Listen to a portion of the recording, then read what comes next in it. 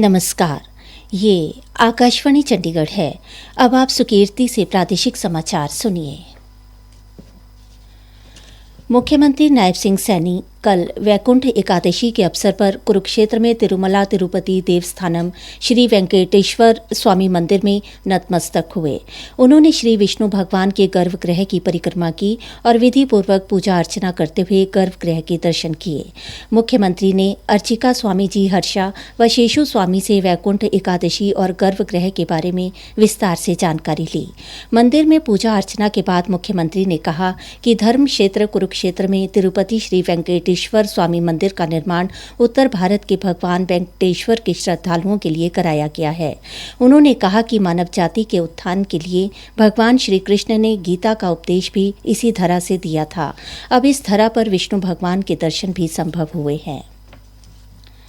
शिक्षा मंत्रालय ने प्रधानमंत्री की युवा लेखक मार्गदर्शन स्कीम पीएम युवा के तीसरे चरण की प्रतियोगिता के परिणाम घोषित कर दिए हैं। इसके अंतर्गत 22 भारतीय भाषाओं और अंग्रेजी की 43 कृतियों का चयन किया गया है। चयनित कृतियों को 6 महीने के भीतर पुस्तक का रूप दिया जाएगा। प्रत्येक चयनित लेखक को प्रतिमाह 50,000 रुपये की छात्रवृत्ति और प्रकाशित पुस्तक पर 10% की आजीवन रॉयल्टी भी प्राप्त होगी। पुस्तकों का पहला सेट अगले वर्ष प्रकाशित किया जाएगा। भिवानी में हरियाणा रोडवेज के बेड़े में जल्द 25 नई BS6 बसें शामिल होंगी। नए उत्सर्जन मानक के अनुरूप यह बसें बढ़ते प्रदूषण को देखते हुए लाई गई हैं। हमारे संवाददाता ने बताया है कि धीरे धीरे प्रदूषण फैलाने वाली बसों को बाहर कर दिया जाएगा। फिलहाल यह सभी बसें नए रूट पर चलेंगी। नई बसें आने से यात्रियों का सफर भी आरामदायक होगा।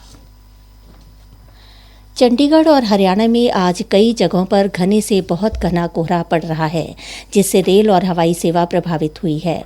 अधिकतर रेलगाड़ियां देरी से चल रही हैं। मौसम विभाग ने कहा है कि कल और 1 जनवरी को कुछ जगहों पर हल्की से मध्यम बारिश होने की संभावना है और उसके बाद राज्य में मौसम शुष्क रहने की संभावना है। अगले 2 दिनों के दौरान न्यूनतम तापमान में धीरे धीरे 2 से 3 डिग्री सेल्सियस की बढ़ोतरी होगी और उसके बाद अगले 3 दिनों में राज्य में 2 से 3 डिग्री सेल्सियस की गिरावट आएगी। नववर्ष 2026 के आगमन को लेकर चंडीगढ़, पंचकुला, मोहाली और गुरुग्राम सहित हरियाणा में तैयारियां जोरों पर है। नए साल के जश्न पर सुगम यातायात सुनिश्चित करने और सुरक्षा के लिए विशेष इंतजाम किए गए हैं। हरियाणा में नए साल के पहले दिन सभी सरकारी और निजी स्कूल 15 दिन के लिए बंद रहेंगे। शिक्षा विभाग ने इस संबंध में अधिसूचना जारी कर दी है।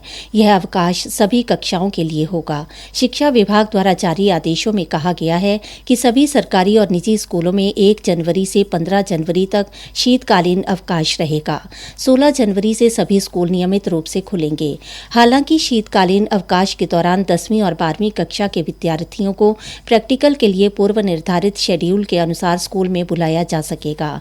जींद के जिला मौलिक शिक्षा अधिकारी महेंद्र सिंह ने बताया कि माध्यमिक शिक्षा निदेशालय ने लगातार बढ़ती ठंड के मद्देनजर यह फैसला लिया है। सभी जिला शिक्षा अधिकारियों, खंड शिक्षा अधिकारियों, जिला मौलिक शिक्षा अधिकारियों, खंड मौलिक शिक्षा अधिकारियों और स्कूल मुखियों को इस संबंध में निर्देश जारी कर दिया गया है। सभी शिक्षा अधिकारियों को अपने अधीनस्थ विद्यालयों में आदेश का सख्ती से अनुपालना सुनिश्चित करने का निर्देश दिया गया है। आदेश का उल्लंघन करने वाले विद्यालयों पर कड़ी कार्रवाई की जाएगी। उन्होंने बताया, होमवर्क टाइम पे जो है ना बच्चों को एडवाइस दे दिया गया है कि जो बच्चों को टाइम पे होमवर्क दें। पेपरों की जो ना अभी दिन चल रहे हैं, नजदीक आ रहे हैं, तो इसके लिए बच्चों को बोल दिया कि अपने जो है तैयारियां करें। और बोर्ड के एग्जाम है उसकी तैयारियां करें। बोर्ड की जो क्लासेज हैं और ड्रॉप आउट बच्चे हैं, उन ड्रॉप आउट के बारे में जो है ना सर्वे करना है हमें, ताकि कोई भी बच्चा जो है ना वो बगैर पढ़ाई के वंचित दोनों उनको ड्रॉप आउट को फाइंड करके उनके लिए जो है ट्रेनिंग की जाएगी। नेक्स्ट से 2 के अनुसार उनको स्कूल के अंदर कक्षा में उनको एडमिशन कराना है सुनिश्चित करेंगे। भारत ने श्रीलंका को 5वें महिला T20 क्रिकेट मुकाबले में 15 रन से हराकर श्रृंखला 5-0 से जीत ली है। भारत ने पहले बल्लेबाजी करते हुए 175 रन बनाए। जवाब में श्रीलंका की टीम निर्धारित 20 ओवर में 7 विकेट पर 160 रन ही बना सकी। कप्तान हरमनप्रीत कौर को प्लेयर ऑफ द मैच और शिफाली वर्मा को प्लेयर ऑफ द सीरीज घोषित किया गया। इसी के साथ ही प्रादेशिक समाचार समाप्त हुए।